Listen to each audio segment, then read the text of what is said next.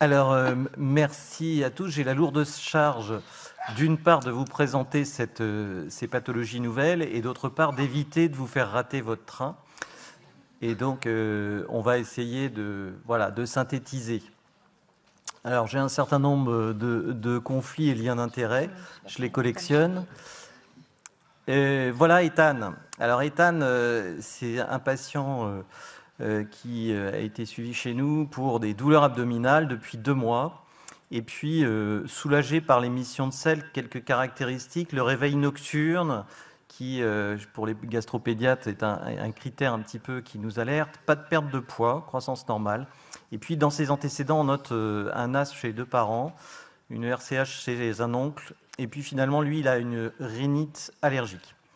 Et sur son bilan, alors ça date un petit peu, mais il avait une hyperéosinophilie à 1700. Bon, des IgE totales qui étaient franchement augmentées, moi je ne les fais pas. Un FX5 que je ne fais plus non plus, et je pense qu'il n'y a plus beaucoup qui l'utilisent, mais qui était négatif, et un Fadiatop non plus, qui était positif. Bon, on ne travaille plus exactement comme ça. Il a un traitement d'épreuve antiparasitaire, c'est un grand classique devant une hyperéosinophilie, Flagyl, puis albendazole. Et il a des persistances de ces douleurs et il a une endoscopie. Alors là, un petit point intéressant, c'est que je pense que moi, je ne sais pas si je lui aurais prescrit une endoscopie à ce stade-là. Et c'est une notion qu'il faut qu'on garde en tête, puisque ce type de pathologie va peut-être nous mettre en défaut sur certaines situations. À son endoscopie, on trouve un aspect d'hyperplasie nodulaire idéal, fragilité muqueuse, énanthème. Et puis, à l'anapathe, on trouve une entérocolite éosinophile. Il est traité du fait de la sévérité par des corticoïdes, 40 mg, et puis des IPP, et il rentre en rémission. Le problème, c'est qu'il a rechuté au moment de l'arrêt des corticoïdes. Et du fait de l'orientation, il y a eu un choix d'utiliser un régime sans protéines du lait de vache, malgré son âge, Anaïs. Et en fait, on a vu qu'il fallait reprendre quand même les corticoïdes pour le remettre en rémission.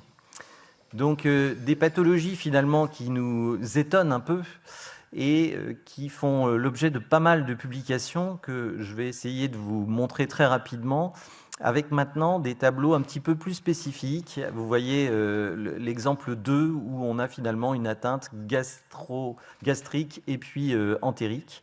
Et on a des combos comme ça qui commencent à émerger, par exemple œsophage, estomac, et puis côlon et intestin grêle aussi. Donc on a différents tableaux qui émergent. Victor, c'est un deuxième patient de ma collègue Batoul Samarji qui est hospitalisé pour une gastroentérite sévère avec diarrhée glaireuse, profuse, comme on a l'habitude dans nos services, mais il a une perte de poids de 5 kg qui nous alerte et une altération de l'état général. Il a une mauvaise tolérance gastrique avec des vomissements importants et on trouve une ascite, ce qui nous surprend beaucoup, et il a un petit épanchement pleural qui est très modéré. Il est tellement sévère, dans ces cas-là, on met souvent au repos avec un cathé central si on ne s'en sort pas, et la nutrition intraveineuse pour essayer de stabiliser tout ça. L'acide étant un facteur pour nous un peu alarmant. L'hyperéosinophilie, ce coup-ci, est préoccupante, 29 000. Alors vous savez, on enclenche avis des hématologues, on recherche ces hyperéosinophilies qui s'autonomisent, et finalement, le myélogramme est normal. La fibroscopie retrouve une gastrite sévère avec une ulcération en cours de cicatrisation, une infiltration duodénale, un reflux biliaire, et on conclut à une gastroentérite à éosinophile. Alors, Victor, il évoluera bien sous corticoïdes, encore une fois, 1 mg kg jour, et puis ce qui nous permet une réalimentation progressive. Il a des IgE au PLV à 0,44, à l'œuf à 0,14, et il sera mis d'abord sous régime sans PLV, sans œufs, et puis une rémission prolongée sous régime d'éviction. À 11 ans, il a une réintroduction des PLV qui entraînera une rechute de sa pathologie. Mais comme on est au courant cette fois-ci, on ne le laissera pas se dégrader aussi vite. Il aura besoin d'une seconde cure courte de corticoïdes. Alors on est un peu désemparé devant ces nouveaux tableaux qu'on n'a pas forcément dans la tête.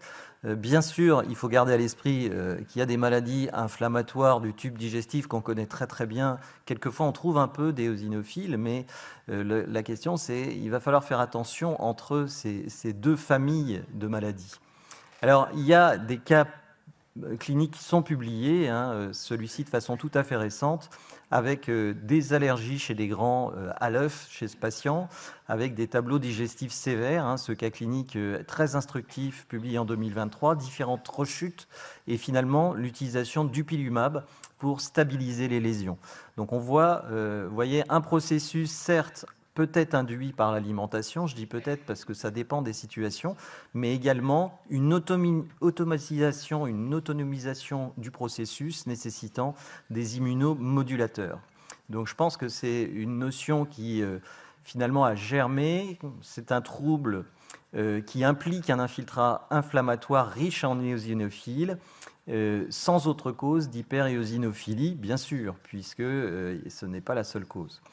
Il y a une accumulation d'éosinophiles dans le tube digestif qu'on connaît déjà bien pour l'œsophage, mais sans doute d'autres pathologies. Alors, il y a eu des recommandations du JPGN pour l'Europe 2023, ce qui est une aide importante et qui officialise un peu, d'une part, l'existence de ces maladies, la façon de les diagnostiquer et les pistes thérapeutiques qui me paraissent importantes. Vous avez sur ce tableau un petit peu indigeste, enfin, des quantité d'éosinophiles, vous voyez, qui sont en fonction des segments. Vous connaissez les 15 éosinophiles par champ dans l'œsophagite à éosinophile. Vous voyez ici que pour l'estomac, c'est 30. Pour le duodénum, on est à 50, si je lis bien. Et donc, en fait, pour une fois, on a des chiffres. Le problème, vous allez avoir le même souci. Les anapathes, pour l'instant, ne nous font pas les comptes quand vous leur envoyez des biopsies au niveau de l'estomac. Et il va falloir leur transmettre ces nécessités, je suis désolé, de compter les éosinophiles par champ, puisque nous, on aura besoin de ces chiffres-là. Donc vous voyez que ce qui est intéressant, vous avez différents segments atteints, et puis les complications, on retrouve l'acide. Et un tout petit exemple, si vous avez une acide que vous prélevez qui est bourrée d'éosinophiles, eh bien c'est un argument très important. Vous avez des pseudo-obstructions sur l'intestin grêle qui peuvent nous orienter sur ce type de pathologie. Alors, si vous voyez ce cas clinique publié en 2023, vous voyez ici les différents segments biopsiés et son taux d'éosinophiles par segment, qui va nous dire, effectivement, il y a une atteinte éosinophile de l'estomac, du duodénum, par contre pas dans l'œsophage. Et au niveau de son côlon également, il est au-dessus de la norme, et donc ça crée une pathologie qui est sur les différents segments chez cet enfant. Cet enfant a également nécessité l'utilisation du dupilumab, qui a bien sûr aucun AMM dans ce type d'indication en France. Alors, une pathologie émergente qu'on a du mal à situer, vous voyez, on l'appelle l'égide en abréviation, on va le situer entre l'IgE-médié et le non-IgE-médié.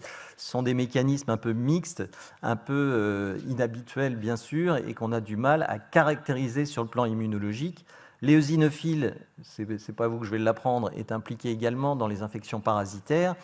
Ce qui fait que cette cellule, quand on la trouve en grand nombre, eh bien, on va essayer de comprendre s'il n'y a pas une infection parasitaire. On va essayer de chercher le parasite, voire le traiter comme dans notre premier cas.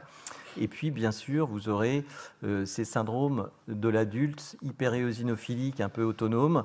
Donc, on demande assez facilement si on dépasse un certain chiffre d'éosinophiles pour savoir si au myogramme, il n'y a pas un envahissement. On est à la limite d'autres pathologies, mais finalement moins fréquentes que chez l'adulte. Le diagnostic différentiel, bien sûr, va avoir toutes ces infections finalement rares parasitaires, mais qu'il faut garder en l'esprit. Pas toujours facile à rechercher de façon exhaustive. Alors, pour avoir le référentiel d'œsophagite à éosinophile qu'on connaît bien, vous voyez, ici, c'est l'incidence aux États-Unis, 57 cas pour 100 000. On est sur des maladies beaucoup plus rares. Ça, c'est des incidences publiées, mais qui risquent de changer dans les années à venir et probablement sur la collection des différents cas. Et vous voyez, on serait à entre 6 et 10 cas pour 100 000. Alors, cette inflammation plus ou moins autonomisée part d'une cellule centrale, l'éosinophiles, avec des mécanismes IL-4, IL-13, et puis, comme pour l'œsophagite à éosinophile, l'éotaxine qui a, semble-t-il, un rôle tout à fait déterminant dans ce mécanisme physiopathologique. On peut associer le mécanisme immunologique entre l'œsophagite éosinophile, finalement, l'estomac et l'intestin. Il semble qu'au niveau du côlon, le mécanisme soit un petit peu différent et on note aussi que les patients sont différents. Alors, il y a eu un très beau papier, je vous l'ai quand même mis, de juin 2024, où il y a une étude minutieuse de nos connaissances immunologiques de ces différentes pathologies. Et effectivement, l'éotaxine a l'air d'être très impliquée dans les 3 premiers segments, le côlon répondant à une physiopathologie probablement légèrement différente, même si elle est assez proche. On est quand même dans des mécanismes assez flous sur la cascade cytokinique et cette accumulation éosinophile qui nous étonne. Alors pour revenir sur notre schéma, finalement, c'est assez simple. Les guidelines publiés vis-à-vis de ces pathologies nous donnent quelques notions. Ce qu'il faut retenir, chez de nombreux patients, l'endoscopie est macroscopiquement normale. Donc ça, c'est le piège. On avait déjà l'habitude sur l'œsophagite éosinophile. Ce sont les biopsies qui vont nous aider. Il n'y a pas d'évidence de se baser complètement sur le bilan allergologique pour les évictions. Quelquefois, vous n'avez pas des IgE spécifiques qui s'allument, donc ça crée une difficulté. Je pense qu'on est assez proche de l'œsophagite éosinophile. Et puis, il y a l'utilisation des corticoïdes. Je pense que s'il y a un message important, c'est que sur les formes graves, on a une bonne efficacité aiguë pour sortir de la période compliquée avec des enfants finalement très malades. Et en général, ça nous aide à sortir de la période difficile. Ça ne vous règle pas le problème au long cours de trouver une solution pour maintenir la rémission. Donc vous avez votre schéma très simple, finalement vos antécédents allergiques familiaux qui sont importants puisque vous allez être orienté sur un enfant qui a des douleurs, des signes digestifs finalement, l'hyperéosinophilie périphérique qui n'est pas obligatoire mais qui est un bon signe d'orientation, surtout quand elle se répète. Si vous avez 2 ou 3 bilans avec une hyperéosinophilie, il faut que ça vous mette un petit peu, comme on dit, la puce à l'oreille, sans comprendre bien cette expression, et qui vous conduira à une endoscopie puisque vous avez besoin de biopsie pour contrôler l'infiltrat éosinophile sur les différentes localisations avec les nouvelles normes qui sont maintenant un consensus européen. Et vous devez éduquer, je n'ai pas encore éduqué mes anapathes à ça, et je pense qu'il va falloir faire des négociations et des staffs avec eux pour essayer d'avoir des comptes. Voilà, après, vous aurez différentes présentations. Il y a l'entéropathie exsudative qui est un piège.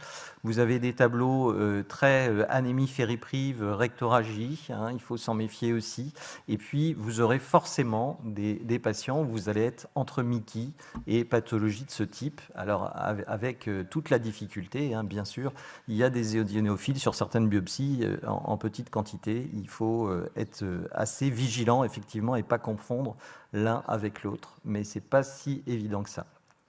Alors, les tableaux gastrite et gastroentérite éosinophile, le traitement, bien sûr, vous avez vu, on pense à des exclusions d'aliments, c'est encore pas complètement codifié. On a quelques cas cliniques publiés, on n'a pas d'études randomisées. Et vous avez des cas cliniques où vous avez une résolution complète sous diète élémentaire, exactement comme l'œsophagite éosinophile. Donc il faut se souvenir de ça quand on ne sait plus quoi faire. Il y a cette solution d'acide aminé, mais qui est lourde chez les grands enfants. Les corticoïdes, je vous ai dit, c'est un bon réflexe quand ils sont très malades. Il y a la piste du budésonide, on en a déjà discuté avec certains, qui pourrait être une piste intéressante.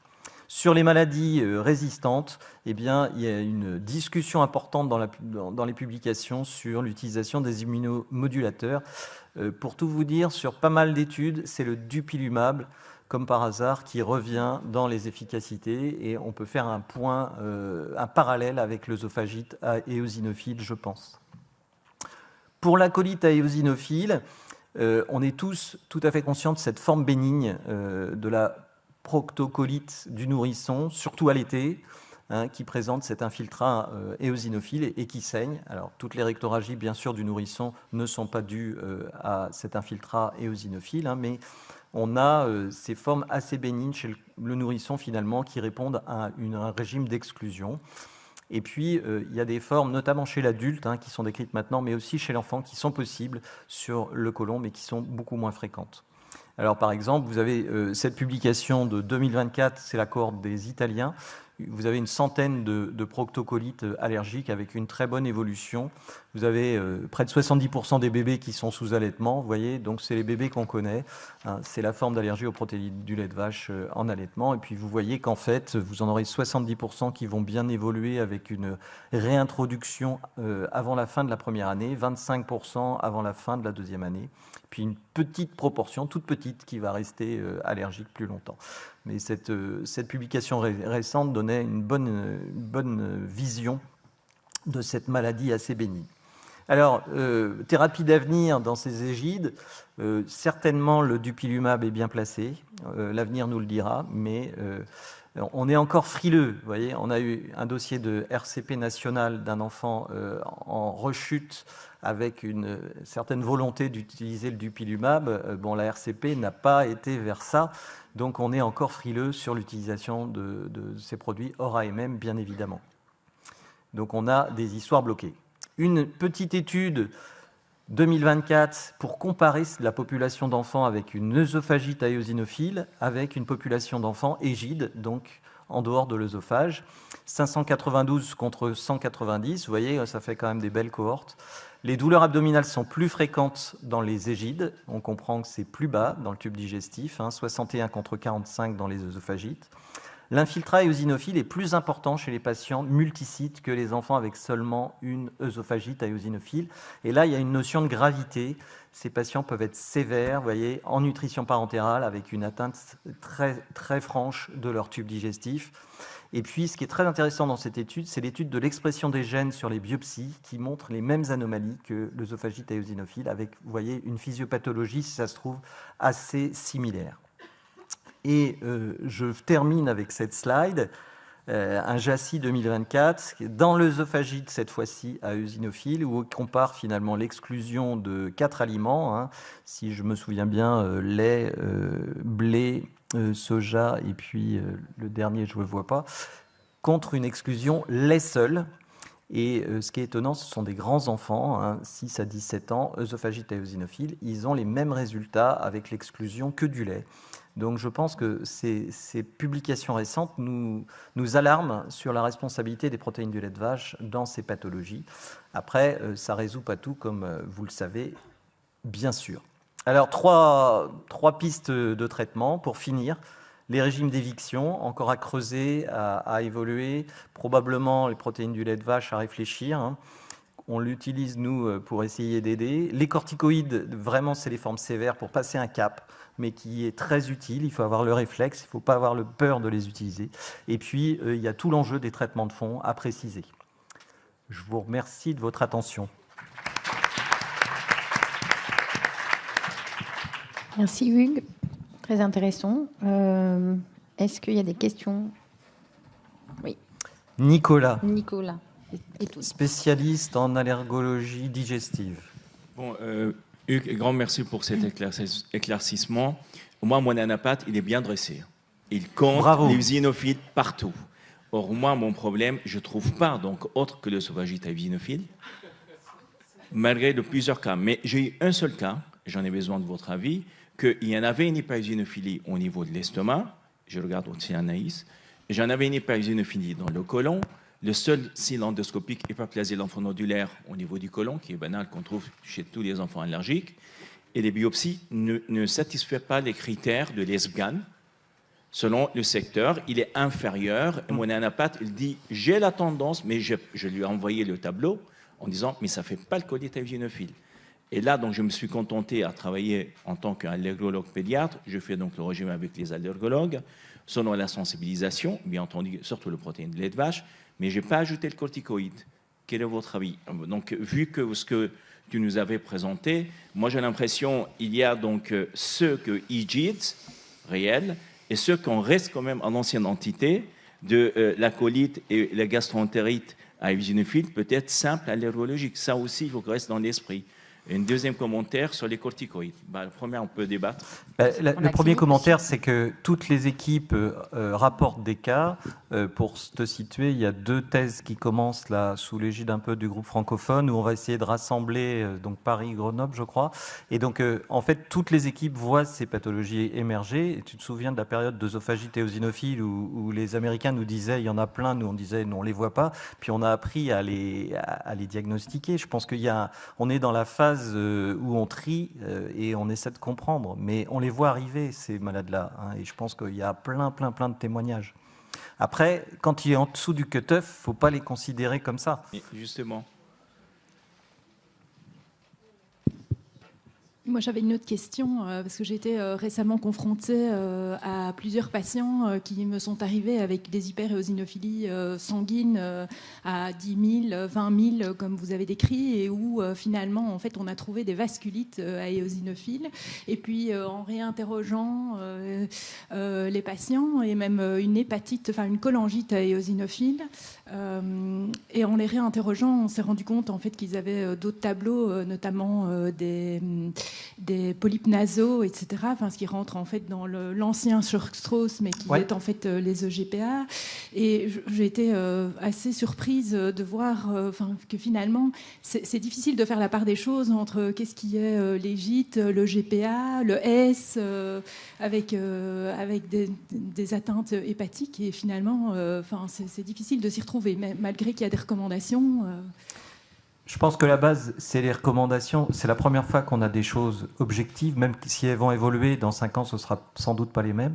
Je pense que nous, dès qu'on a des hyperéosinophilies au-dessus de 10 000, les hématos sont dans la boucle et ils font un myélo parce qu'on a très peur de passer à côté d'une pathologie hématologique à éosinophile. C'est évident qu'il faut être très prudent. On a souvent Mickey et Égide, elles sont exactement dans les mêmes symptômes.